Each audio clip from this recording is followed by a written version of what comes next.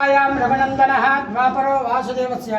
ఈ స్వామివారు ద్వాపర యుగంలో వెలిసిన అనంత పద్మనాభ స్వామివారండి. ద్వాపర యుగంలో పంచపాండవులు అరణ్యవాసము చేసిన తర్వాత అజ్ఞాతవాస సమయంలో ఈ శిఖరం మీద కొంతకాలం ఉన్నారు. ఈ అజ్ఞాతవాస సమయంలో పంచపాండవులు ఎవరికంటా పడినా మళ్ళీ అరణ్యవాసము అజ్ఞాతవాసము చేయాలి కాబట్టి శ్రీ మహావిష్ణువు అవతారమైనటువంటి శ్రీకృష్ణుని ప్రార్థించగా స్వామి ప్రత్యక్షమైన మట్నే స్వామి మా అరణ్యవాసాన్ని దిగ్విజయం చేశారు, అలానే మా అజ్ఞాతవాసాన్ని కూడా జయప్రదం చేయమని పంచపాండవులు శ్రీకృష్ణ పరమాత్మని కోరగా స్వామి ఈ ముల్లోకాలంతా కూడా పరిపాలించేవాడిని, నేనంటే ఇక్కడ ఉండడం కుదరదు, నా శరీరంలో ముఖ్యమైనవి శంకు చక్రము నామము లక్ష్మీదేవి అనంతుని శిఖరం మీద పెట్టి వెళ్తాను, నన్ను సేవించుకోండి. అనంతుడు అనేవాడు నాకు అత్యంత ప్రీతికరమైన వాడు. భాద్రపద మాసంలో శుద్ధ చతుర్దశి నాడు అనంతవ్రతం అనేది ఒకటి ఉన్నది, అది మీరు చేసుకున్నట్లయితే విజయాన్ని పొంది రాజ్యాభిషక్తులు అవుతారని చెప్పగా పంచపాండవులు స్వామివారిని సేవించుకొని భాద్రపద మాసం అనగా మనకు వినాయక చవితి అయిపోయిన తర్వాత వచ్చే చతుర్దశి నాడు అనంత పద్మనాభ స్వామి వ్రతము చేసుకున్న తర్వాత కొద్ది రోజులు కనుక విజయదశమి కల్లా వాళ్ళకి విజయం చేకూరి వాళ్ళు రాజ్యానికి వెళ్తారండి. అందుకే ఆ రోజు విజయదశమి అని పేరుండి. ఇక్కడ స్వామివారు మొత్తం కూడా శిల మీద వెలిసిన స్వామివారండి. మీకు మధ్యలో కనిపిస్తున్న నామము, కుడి పక్కన చక్రము, ఎడం పక్కన శంకు, శంకు దిగువ భాగంలో లక్ష్మీ అమ్మవారు ఉంటారండి. ఇక్కడ నిదర్శనం ఏమిటా అంటే స్వామి నేటికి కూడా సర్పరూపంలో సంచరిస్తూ ఉంటారు, అదొక నిదర్శనం అండి. ఇంకొకటి ఏమిటా అంటే మన వరల మొత్తం మీద కూడా స్వయంభూ వెలిసిన పద్మనాభ స్వామి మనకి ఇక్కడ ఒక్కచోటనే ఉన్నది.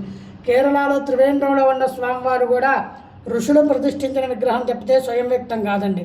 కిందన దేవాలయం కుంతీదేవి ప్రతిష్ఠించిన మాధవ స్వామి అండి.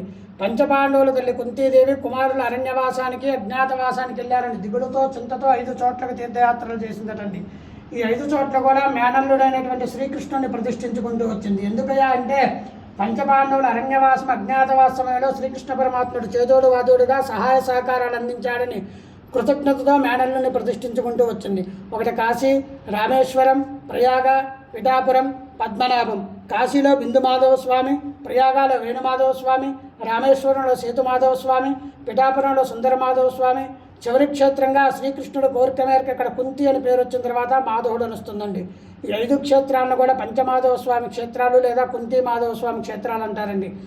వీరి సామ్రాజ్యానికి వెళ్ళిపోయిన తర్వాత మన విజయనగరం సామ్రాజ్యం పోసపాటి వారి సామ్రాజ్యం ఏర్పడిన తర్వాత విజయనగరం రాజాగారి కల్లో స్వామివారు దర్శనమిచ్చి పలానా అనంతగిరి మీద వెలిశాను, దేవాలయం నిర్మాణం చేయమని ఆజ్ఞాపించగా మన విజయనగరం రాజాగారు మొత్తం కూడా 104 దేవాలయాలు నిర్మాణం చేశారటండి.